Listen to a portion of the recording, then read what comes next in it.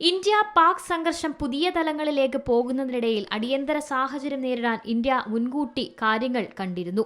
ഗോതമ്പ്, അരി, പഞ്ചസാര, ഭക്ഷ്യ എണ്ണ, പെട്രോളിയം എന്നിവയെല്ലാം ആവശ്യത്തിന് കരുതിയിട്ടുണ്ടെന്നാണ് സർക്കാർ വൃത്തങ്ങൾ നൽകുന്ന സൂചന.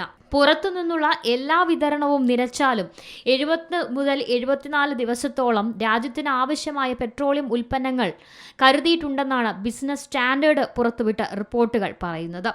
രാജ്യത്തുടനീളം ആവശ്യത്തിന് ഇന്ധനത്തിന്റെയും LPGയുടെയും സ്റ്റോക്കുണ്ടെന്നും വിതരണ പ്രവർത്തനങ്ങൾ സുഗമമായി നടക്കുന്നുണ്ടെന്നും ഇന്ത്യൻ ഓയിൽ കോർപ്പറേഷൻ ലിമിറ്റഡ് പൊതുജനങ്ങൾക്ക് ഉറപ്പു നൽകി.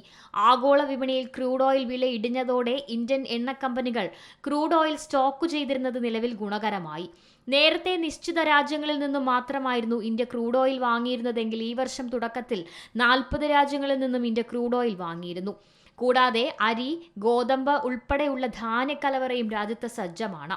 66.17 മില്യൺ ടൺ ധാന്യമാണ് രാജ്യത്ത് നിലവിൽ സ്റ്റോക്കുള്ളത്.